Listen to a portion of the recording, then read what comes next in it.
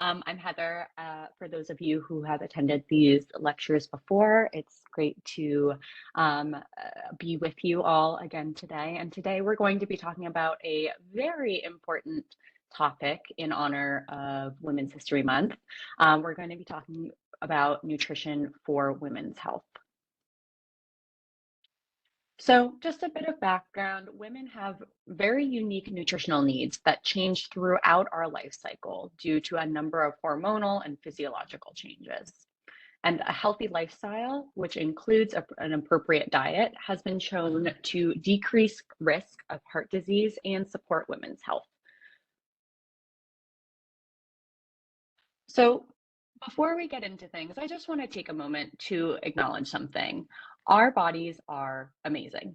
They support us through all of our daily activities, whether that looks like dancing with loved ones or doing headstands or literally creating another life inside of us, if that's something that you choose to do. I want everyone to just take a few seconds to think about one thing that you're grateful for from your body. We'll do a little exercise together right now. So close your eyes, really start thinking about it. Maybe you are grateful for your legs, for carrying you to the cafe around the corner to get your morning coffee. Or maybe you want to acknowledge your fingers for having the ability to type fast and support the important work that you do. Or maybe you just had a really important conversation with a friend or a loved one, and you want to thank your brain and your heart for carrying you through that and supporting yourself and others.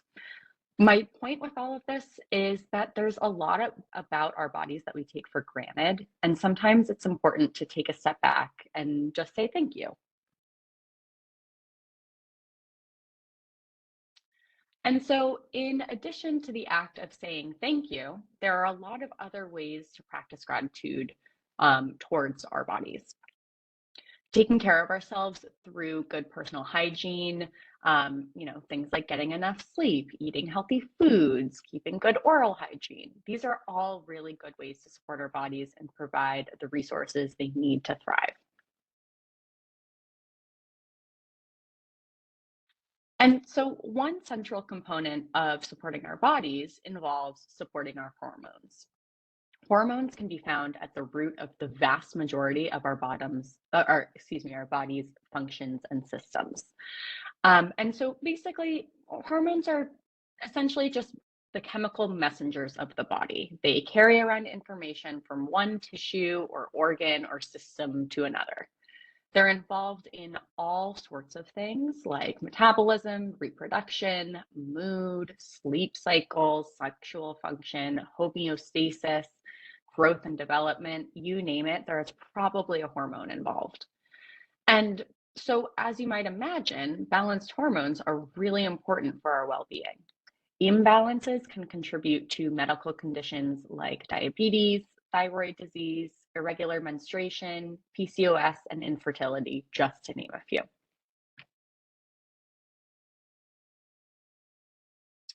So what can we do to support our hormones? Well, for uh, you know, some hormonal imbalances are related to genetic factors, and they may require medical intervention to be addressed.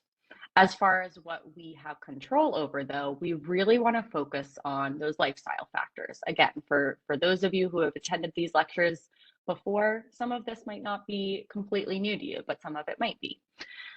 So for number one, exercise and physical activity leads to a whole host of benefits for your body. But like everything in life, there is absolutely such thing as too much of a good thing. So really making sure you allow time for adequate recovery and supporting yourself through lower intensity movement, things like walking and yoga and Pilates, that's really important too. So really making sure you're getting a good mix of different types of exercise and activity. Stress management is actually also very important. Cortisol is known as the stress hormone because it helps your body cope with long-term stress. Chronic stress can lead to elevated cortisol levels, which may lead to poorer blood sugar management, among other things. So a good idea to keep stress management in mind. And thinking about stress management techniques, things like meditation or yoga or walking or listening to relaxing music, anything that you find works really well for you. You can play around with a few different examples. Um, you know, those are just a few. Um, we also want to make sure we're getting enough good quality sleep. Poor sleep is linked to imbalances in insulin, which helps manage blood glucose levels. Um, it can also be linked to imbalances in cortisol, which is that stress hormone we were talking about earlier, and also leptin and ghrelin, which are hunger and satiety hormones. And finally, what we'll be focusing on primarily today is eating a nourishing and well-balanced diet. So let's talk about some specific foods that support healthy hormone balance. Number one is our healthy fats. So things like olive oil, avocado oil, flax seeds, unsalted nuts or seeds, nut butter, avocado, salmon. And these really help to reduce inflammation and help actually build our hormones. Our hormones are actually made primarily out of fats and proteins. So it's really important we're getting quality sources of these nutrients in our diets. Um, Aside from helping to build our hormones, the healthy fats and protein can help, as I said, reduce the inflammation and help stabilize blood sugar levels too. And so thinking about those quality protein sources, really aiming for a lot of plant-based proteins with some lean animal-based proteins if you choose to do that too. That being said, we don't want to forget about carbohydrates. We just need to make sure we're choosing nourishing, slow digesting carbs to support blood sugar balance. Research demonstrates that restricting carbohydrates too much can actually contribute to amenorrhea, which is the absence of a period for 3 or more months for people who are menstruating. And then finally, another one I just wanted to highlight is magnesium. It's one of the most important nutrients out there for balancing hormones. It provides foundational support for a ton of different hormonal functions, from cortisol regulation to thyroid support to blood sugar balance to sleep quality. It is involved in a lot of those processes. And so thinking about sources of magnesium, we're really leaning into our dark green leafy vegetables, again, avocado, chickpeas, lentils, beans, tofu, seeds, whole grains. So, as we're going through these foods, we start to see some repetition there, right? There's a lot of foods that are popping up multiple times. And that might be a sign to us that they're really important foods to make sure we're integrating into our dietary patterns. So speaking of dietary patterns, let's just talk very briefly about some general dietary patterns that will support our hormones and overall health.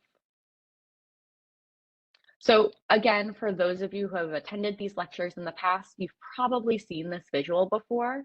But again, I think it's a really good thing to keep coming back to, right? So looking at the pyramid, over on the right-hand side, we see that the Mediterranean style about a dietary pattern, which we've talked about for heart health, we've talked about for brain health, and now it's really, playing a role in hormone health, and general women's health as well. We're emphasizing the fiber, the lean protein, the healthy fats, and healthy lifestyle factors like regular physical activity. So let's talk about what exactly is so great about this dietary pattern in the context of our discussion today, right? So for one thing, it helps support fertility. It may also help with symptoms of PMS and menopause. It's appropriate for all stages of life, from adolescence through childbearing years and even past through menopause. In one study, women with a low adherence to the Mediterranean diet and higher refined carbohydrate and snack intake were associated with actually more PMS symptoms. So basically, not consuming the Mediterranean diet was associated with greater or more severe PMS symptoms. Um, Next up, eating healthy fats is essential for hormone production, as they serve as essentially the key building blocks for our hormones. Many fiber-rich foods are also rich in phytoestrogens, which are compounds that may help prevent menopausal symptoms like hot flashes and hot osteoporosis, lower risk of cardiovascular disease, obesity, metabolic syndrome, and type 2 diabetes. They may also help with relief from PMS symptoms. And so I know that there has been some talk over the years regarding the phytoestrogens. However, long-term clinical studies have shown that soy, which is a food that's quite rich in phytoestrogens, actually is not linked to an increased risk of breast cancer. In fact, a 2020 review of the studies actually found that phytoestrogens may actually have a protective effect in breast and colorectal and endometrial cancers. So that's something that I get a lot of questions about. So just understanding that it is perfectly okay to be integrating into your diet. All right. So let's think about some specific health considerations that are, pretty unique to women that I want to make sure we touch on today. So while bone health is absolutely important for everyone, it's an especially crucial consideration for women. Let's talk about, in the context of bone health, let's talk about calcium. Most of the calcium that's in the body is found in our bones, but the rest is found in the blood and the tissues. It's really important for our blood and tissue to stay within a really tight range, and the body maintains this level by either eating foods or supplements that contain calcium or by drawing from calcium from the body stores. So basically, if you don't eat enough calcium containing foods, the body will start pulling calcium from the bones. Ideally, the calcium that is quote unquote borrowed from the bones will be replaced at a later point, but this doesn't always happen. So eventually the bones can become brittle and weak, like in this picture. Again, this is happening if we're not consuming adequate dietary calcium. Osteoporosis is a bone disease that develops when bone mineral density and bone mass decreases and bones become weak and frail and more prone to fractures. The National Osteoporosis Foundation estimates that half of all women over 50 will develop osteoporosis, and that 80% of Americans with osteoporosis are women. So we see why this is particularly important for this conversation we're having. And so in order to prevent osteoporosis, we need to make sure we're eating calcium-rich foods throughout the life cycle. Basically, until age 35, our bones are still developing. So the amount of calcium we're eating essentially is setting the stage for future risk or future bone health. Then later during menopause, our estrogen levels drop, and that leads to a loss of bone mineral density, and that's what can lead to the osteoporosis. So thinking about our goal calcium consumption on a daily basis, for those of us who are between the ages of 19 and 50 years old, we want to be aiming for about 1,000 milligrams per day. 51 to 70 years, about 1,200 milligrams per day, and 70 plus years is also about 1,200 milligrams per day. So for reference, here are some sources of calcium-rich foods. One note that I do want to say is that ideally we really want to be focusing on dietary calcium consumption here, so calcium consumption through our food. If you're considering calcium supplementation, always, always, always talk to your doctor first.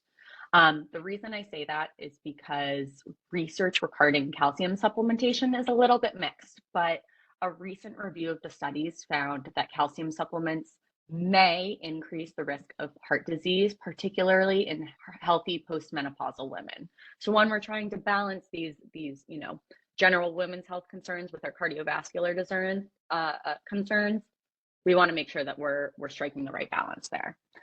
Other studies have said that calcium supplements don't increase the risk, but basically my recommendation would be to err on the side of caution and really focus on dietary calcium, like the sources that are listed here on this slide, unless you're explicitly being directed otherwise by your care team. So always make sure you're having those open conversations with your cardiologist, your doctors, your dietitians, etc.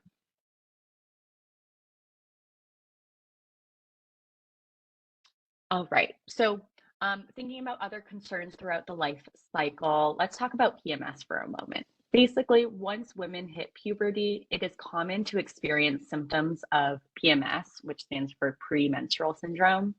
These symptoms can range from emotional concerns, so things like sharp mood swings and feelings of anxiety and hopelessness and sleep problems. It can look like physical concerns, so things like food cravings and headaches and cramping, bloating, you know, swelling of the hands and feet. We really go through it.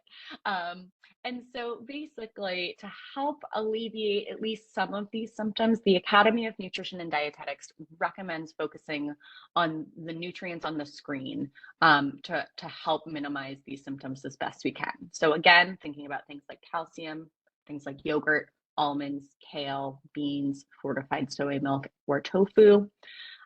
Things like B6, so pistachios, turkey, chickpeas, bananas, potatoes. We also want to be mindful about limiting sodium. This is going to help with decreasing that bloating that we experience sometimes. And you also might want to think about limiting caffeine and alcohol. This can really impact our sleep and our mood, anxiety levels, things like that.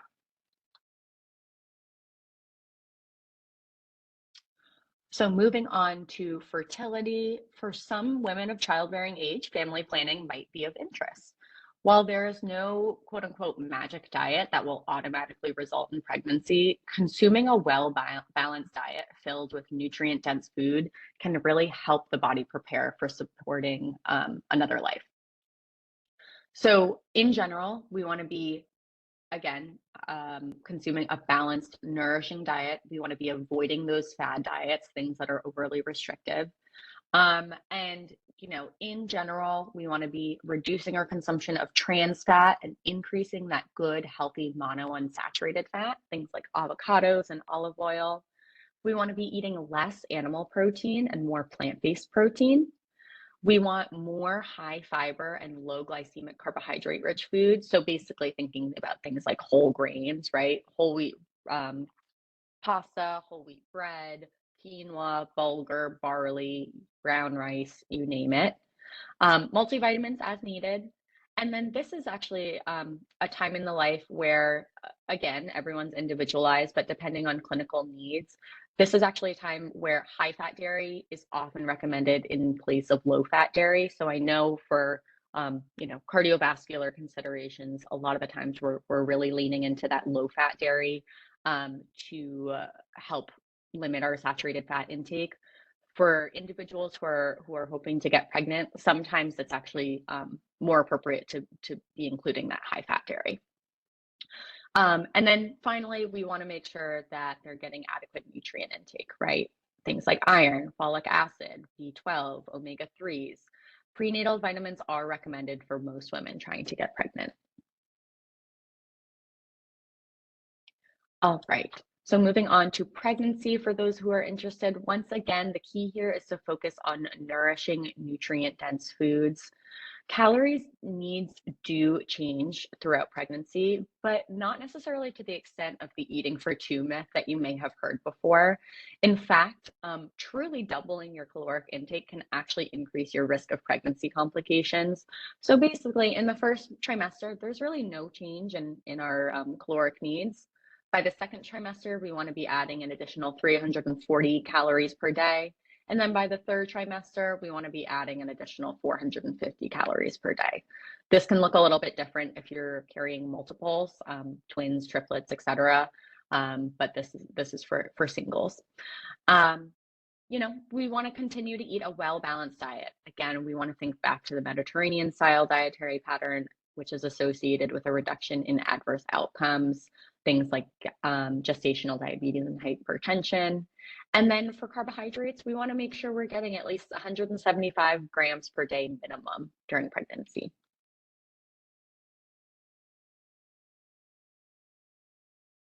And so, as you may be aware, there are a number of foods that should be avoided during pregnancy due to increased risk of foodborne illness.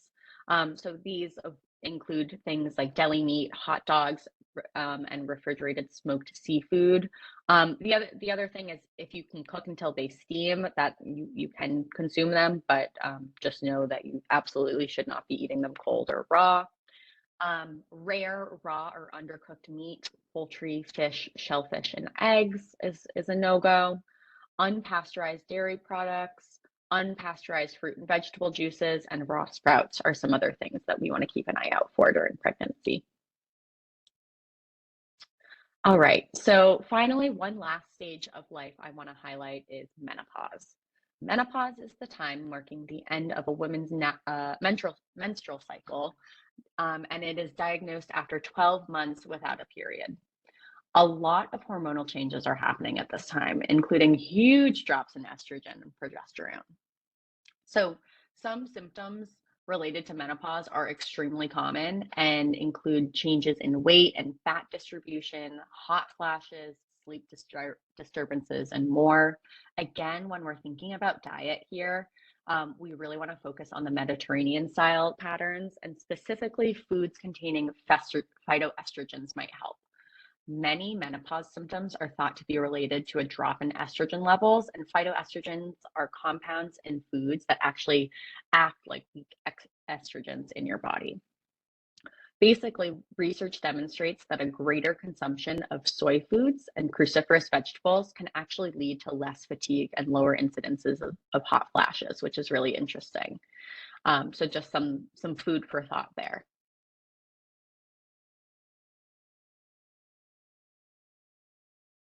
All right. So in terms of thinking about dietary approaches, again, I'm going to sound like a broken record, but the balanced Mediterranean style diet, we want to be limiting added sugars, refined carbohydrates, alcohol, caffeine, and high sodium or spicy foods. Again, going back to those phytoestrogens, things like soybeans, chickpeas, peanuts, flax seeds, barley, grapes, berries, plums, and green tea. These may help alleviate some hot flash symptoms. We want to be supporting our serotonin levels to promote healthy sleep. Serotonin is actually a precursor for melatonin, so that's why it can be helpful from a sleep perspective. And we want to do this through foods like turkey, pumpkin seeds, and salmon. And then, as needed, we can think about a moderate caloric restriction for weight management if that's a goal of yours. We do want to be very wary of severe caloric restriction, though, because that can have negative impacts on bone density. All right. So thinking about dietary and lifestyle approaches for supporting our healthy bones during menopause, we want to incorporate some weight bearing exercise. This is really, really important. It's one of the best things you can do to help support healthy bones. We want to be consuming micronutrients that support bone health. And again, we want to be consuming at least 1,200 milligrams of calcium per day um, through calcium rich foods. I just want to take the last few moments to highlight a few other important nutrients. Vitamin D may play a role in preventing cardiovascular disease, cancer, inflammation, and autoimmune diseases. It also helps with calcium absorption, and it's essential for immune system function. And so basically, this is a vitamin that a lot of us tend to be a little bit low in, especially here in the Northeast. And low levels are linked to heart attack, stroke, heart failure, hypertension, and diabetes. And then thinking, in terms of pregnancy and pregnancy-related outcomes, preeclampsia, gestational diabetes, and adverse pregnancy outcomes. The RDA for women between 14 and 70 years is about 600 IUs per day. So vitamin D is nicknamed the sunshine vitamin because our skin actually produces it when it's exposed to UVB rays from the sun. Most experts recommend aiming for about 10 to 15 minutes of sunlight exposure per day. But however, like I sort of alluded to before, note that living in the Northeast, especially, at the tail end of the winter months, it can be really difficult to get enough UVB to make adequate vitamin D since we're constantly sort of bundled up in layers and the sun sits so low in the sky. So we really want to make sure that we're getting dietary vitamin D. Sometimes supplementation is appropriate too. I do always recommend checking your vitamin D levels before you start supplementing, just so you have the best idea of what dosage to take. But in general, as far as food goes, fatty fish like salmon is actually one of the few dietary sources that naturally contains vitamin D.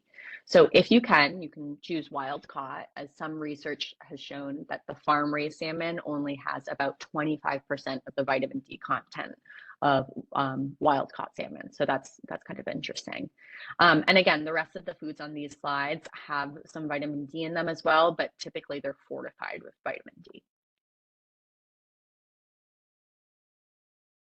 Next up is iron. Your body uses iron to make hemoglobin, which is a protein in red blood cells that carries oxygen from the lungs to all parts of the body. Um, as you can see, iron needs go up during pregnancy. So women are more likely to have iron deficiency anemia due to blood loss during menstruation and pregnancy.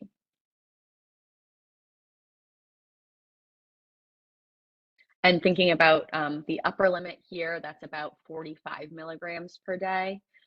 Note that some doctors may prescribe more in people who are deficient just to help you get your numbers up, but this is more of a general guideline. So again, thinking about some sources of iron, things like breakfast cereals, beans, tofu, lentils, spinach, tomatoes, beef, chicken is another great source of iron, sardines. So there's a lot of really great sources. And I actually want to highlight here that, I think a lot of the times we automatically associate iron as being in red meat, right? Beef, hamburgers, things like that. But we can actually see here on this slide that there are a lot of other really good heart healthy plant-based foods that are also excellent sources of iron. All right, and thinking about folate and folic acid, this is particularly critical during periods of rapid growth, so things like pregnancy and fetal development. A deficiency in folate is linked to neural tube defects, and it really must be taken in the first few weeks after conception to prevent these NTDs or neural tube defects. Just a little bit of clarification regarding the nomenclature here. Folate is the naturally occurring form, and folic acid is used to fortify foods and supplements. So folic acid is typically better absorbed. It has about an 85% bioavailability versus 50% in folate. And sources of these are really, pretty widely distributed in our food system, things like bread, cereals, pasta, rice, and things like that. In terms of dietary allowances, women and men 18 plus need about 400 micrograms of dietary folate equivalents. In pregnancy, we need about 600 micrograms, and in lactation, we need about 500 micrograms. And here are some additional sources of folate. So again, a lot of the foods that we've already touched on today, spinach, avocado, rice, breakfast cereals, wheat germ, eggs, all of these are really, really great sources. And with that, I'm happy to take any questions. Thank you so much. Thank you, Heather. Just to clarify on when you were discussing PMS limiting, things like sodium, caffeine, alcohol, increasing your B6 and calcium, is that supposed to be when you are experiencing PMS, or should you be kind of following that diet the entire time? That's a great question. So I would say that specifically we're thinking about during PMS, right? And in those couple days leading up to it. However, some of those recommendations, thinking about, cutting back on your sodium intake a bit or just being moderate with caffeine and alcohol intake, those are healthy lifestyle things to be doing all the time. But in particular, when you are experiencing PMS, it can be really, really helpful to cut back during that acute period.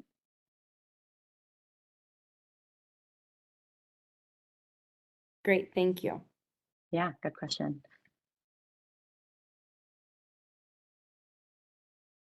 Any other questions? I think that is it. I will stop this recording and we will send it out. Thank you so much for your time. I really appreciate Great. it. This was really informative. Of course. Yeah, of course.